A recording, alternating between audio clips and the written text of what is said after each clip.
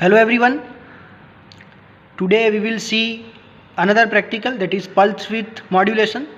Pulse width modulation, as the name suggests, that the pulse of a square wave will be modulated.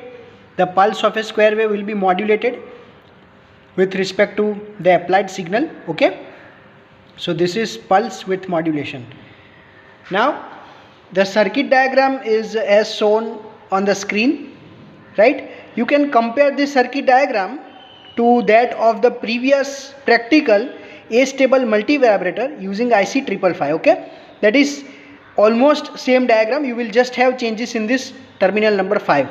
Okay, let me show you. This is for pulse width modulation. Let me show you A-stable multivibrator using 555 circuit diagram. This is the internal block diagram of 555. This is the working. This is 555 multivibrator using A-stable multivibrator using IC 555. Okay, and this is the circuit diagram of it. Okay, this is nothing but the circuit diagram of A-stable multivibrator. You can see at terminal number 5 a capacitor of 0.01 microfarad is been connected. Rest all part of the circuit is the same to that of pulse width modulation. Okay, so pulse width modulation is having a circuit diagram of A-stable multivibrator, but with this pin number 5 will have some different connection. Okay, in A-stable, this is of A-stable, it is of capacitor. This is of our pulse width modulation, this is of resistor. So before going to this pulse width modulation, let us fabricate, or let us design this, let us make this circuit on breadboard and see that how A-stable multivibrator is giving us the square wave. As you all might have done or performed the practical on A-stable multivibrator board using this board, okay, in your previous semester, we will make this circuit on breadboard. Remember, we will make this circuit on breadboard. Okay, so I have already connected, you can see the circuit. I have already connected the circuit previously. It has been already connected. You can see loop and jumpers. I hope all students will be familiar to use the breadboard, and you can see that one channel of CRO is also connected. Okay, you can see nothing is there, no output is there in the CRO because I have not switched on the power supply. Power supply we are using is of 505. okay, and this is CRO which we have connected. Okay, now let us make the power supply on. The moment I will make the power supply on, you can see a square wave. Okay, you can see we have connected plus 5 volt and common, that is 5 volt is been given to the circuit over here. Okay, you can see a square wave. Now let me adjust it so that it will be more visible to us. Okay, this is a complete square wave, but remember, this is an A-stable multivibrator circuit. This is an A-stable multivibrator circuit. Okay, I have made it on breadboard. You can see the square wave. Okay, over here our aim is to do pulse width modulation. Means what? This pulse, the width of this pulse, this is pulse. Okay, we will change this width, we will change the width of this pulse. Okay, we will try to change of this width pulse. Okay, we will change the width of this pulse. Okay, for that what we have to do is, okay, what we have to do is, over here we have to connect VDC with 3.3 k ohm resistance. Okay, we have to connect VDC, and when we will vary this VDC from 2 volt to 4 volt, remember this is a DC supply, 2 volt to 4 volt, you will be able to see the changes in the pulse width, and you have to change the voltage and corresponding width, you have to measure it. Okay, corresponding width you have to measure it. So let us make the change at terminal number 5.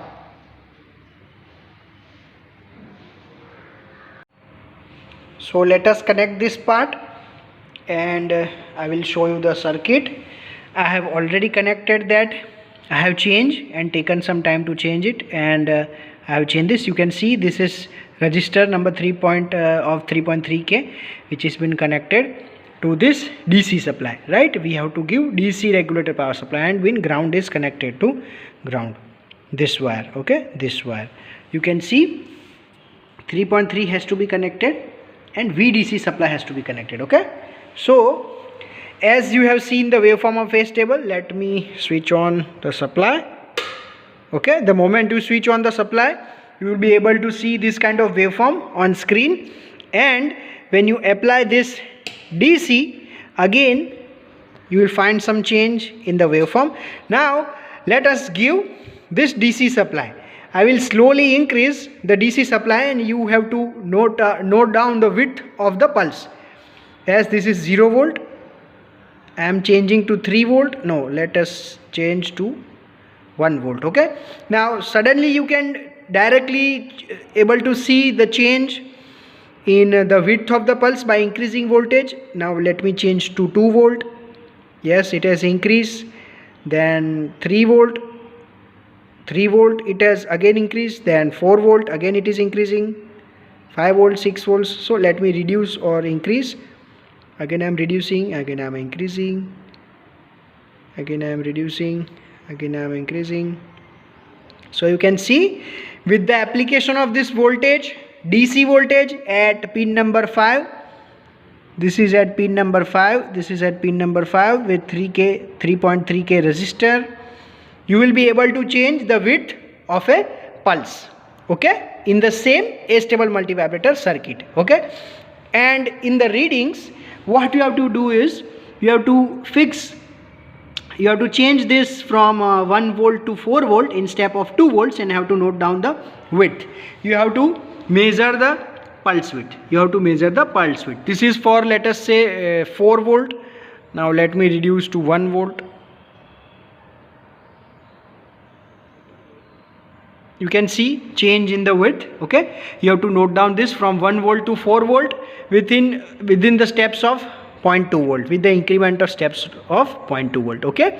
Now you think about that, this is we are actually manually changing the voltage, okay. This is we are actually manually changing the voltage. But if we give a sine wave,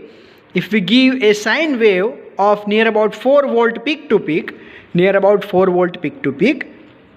then in sine wave it is actually changing the voltage, right. Sine wave is nothing but the change in voltage with respect to time, okay. So we will apply sine wave instead of this DC supply. Instead of this DC supply, we will apply over here a sine wave using that AFO, okay. And we will be able to see the automatic change in the width of the pulse, okay. Now you can see that I have connected AFO, okay. You can see this wire, I have connected AFO on pin number 5 with respect to this resistor and the ground terminal, okay. I have set voltage of 2 volt peak to peak and frequency of 1.2 hertz, okay. You can see as the sine wave is applied, this width is automatically changing, right. This is automatically changing, okay. Let me change the time axis so it will be more visible. You can see the width is automatically changing. We are doing nothing. So this is nothing but pulse width modulation. Now instead of this sine wave, if you have a mic and if you speaks, then your voice will be given to this, instead of this signal, and with respect to the change in your voice or data, this width of the pulse or the pulse width will vary or it will change, and that can be transmitted. So this is nothing but pulse width modulation. We can also change this voltage and frequency to vary this kind of variation, okay. So this is all about the pulse width modulation.